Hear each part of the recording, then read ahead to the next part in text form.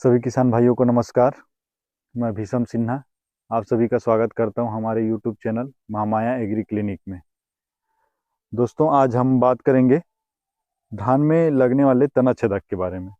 वैसे तो तना छेदक का जो समस्या है लंबा समस्या रहता है लेकिन अभी हम इसकी शुरुआती समस्याओं के बारे में बात करेंगे।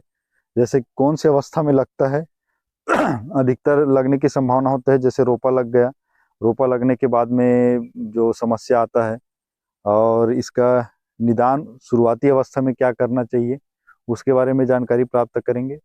अभी हम खड़े हैं बड़े गौरी गांव में और यहाँ खेत है, पवन भैया का खेत है और पवन भैया के खेत में आए हैं। अभी इस खेत में रोपा लगे लगभग लगभग 20 दिन हो गया है, 20 से 25 दिन। और आप धान की अवस्था देख सकते हैं। और जिस समय रोपा लगा, रोपा लगने के 10 से 12 दिन बाद में इसमें डलना चाहिए था, लेकिन अभी इस खेत में नहीं डल पाया है। तो इस खेत में तना छेदक का समस्या दिखना चालू हो गया है। अगर शुरुआती अवस्था में इस खेत में तना छेदक की समस्या के लिए दवाई डाल दिया जाता तो समस्या नहीं आती, लेकिन कहीं कहीं एक दो दिखना चालू हो गया है। तो इसमें स्प्रे के माध्यम से हम दवाई डलवाएंगे।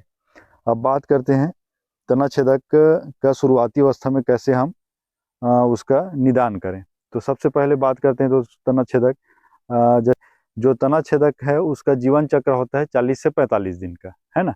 अब 40 से 45 दिन का इसका जीवन चक्र होता है। तो ये अलग अलग अवस्था में, जैसे सबसे पहले एडल्ट मादा आता है। अब वो मादा अंडा देता है, तो अंडा कहाँ देता है सबसे किसान भाई को जानना सबसे ज़्यादा जरूरी है कि अंडा वो कहाँ देता है। अंडा जैसे देता है, ये धान की पत्ती है और ये धान की पत्ती में थोड़ा सा दिखाएंगे इसको। धान की पत्ती में ये आपका ऊपरी अवस्था दिख रहा है ना।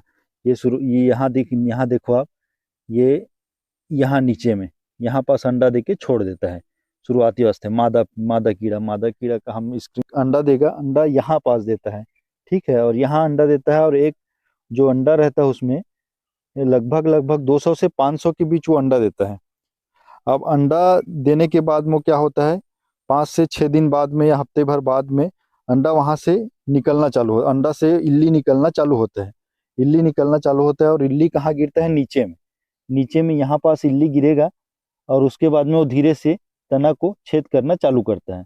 और तना को छेद करना चालू करेगा तो फिर वो यहाँ से छेद करेगा तो जो पोषक तत्व तो हम डालते हैं, जैसे जो भी खाद डालते हैं, यूरिया डालते हैं या ग्रोथ रेगुलेटर जाते हैं जो भी, तो पोषक तत्व तो ऊपर नहीं आ पाता। क्यों? क्योंकि यहाँ पास वो ऑलरेडी छेद कर दिए रहता है।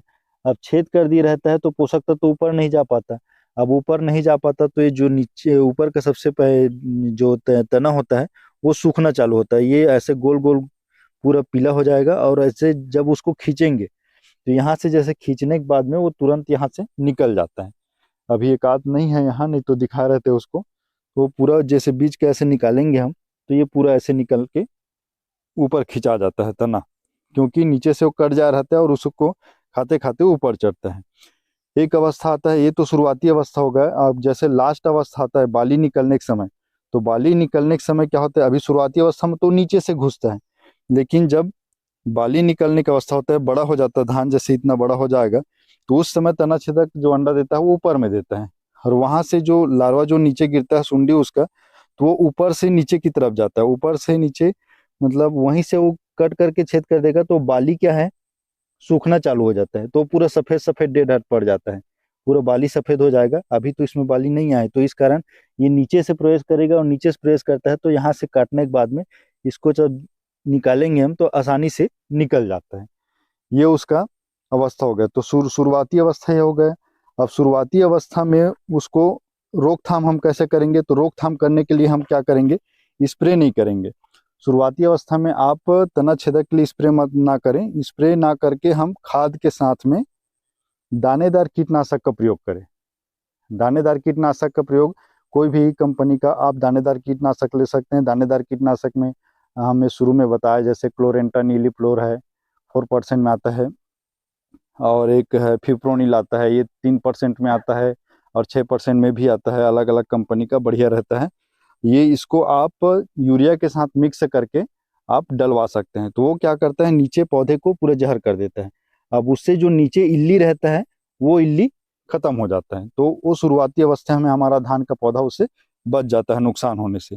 तना छेदक में देखते हैं दोस्तों अधिकतर कि 20 से 70% तक नुकसान हो सकता है, लेकिन अगर हम शुरुआती अवस्था में इसको कंट्रोल करें तो ये 15 से 20 दिन तक ये दानेदार वाला जो हमारा जो दवाई रहता है वो इसको रोक करके रख देता है।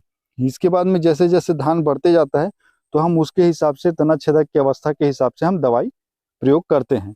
अधिकतर जो क्या है किसान भाई क्या करते हैं कि शुरुआती अवस्था में बहुत हाई फाई दवाई डाल देते हैं, तो इससे क्या होता है रेजिस्टेंसी भी पैदा होता है एक प्रकार की कीड़े के प्रति, और दवाई सही से भी काम नहीं कर पाता है। इसलिए हमको शुरुआत में जो है कम मात्रा में और कम अवस्था वाला दवाई प्रयोग करना चाहिए। शुरुआत में हम डाल देते हैं तो नीचे का जो इल्ली रहता है खत्म हो जाता है, पहली बात।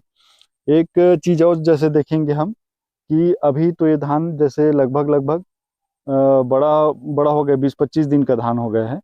अब इस अवस्था में क्या होता है, तितलियां उड़ते रहती हैं। तना छेदक का जो तितली है, कहीं अगर दिखेगा तो हम बता देंगे आपको। तो पहचाने कैसे उस तितली को, और वो अंडा देने के लिए फिर से अगर इस खेत में दिखे तो सबसे पहले तितली जो आप देखेंगे वो येलो कलर का, मतलब पीला कलर का तितली आपको दिखेगा, और पीला कलर के तितली के ऊपर में 2 ठो काली बिंदी रहता है।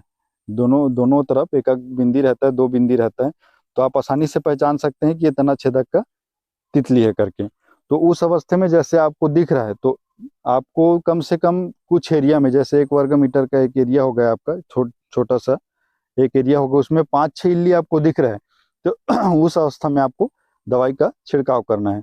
और कौन कौन से दवाई का छिड़काव करना है ये और हम आगे बताते जाएंगे। फिलहाल हम अभी शुरुआती की अवस्था के दवाई के बारे में चर्चा कर रहे हैं, शुरुआती के उसके तना छेदक के जीवन चक्र के बारे में अध्ययन कर रहे हैं।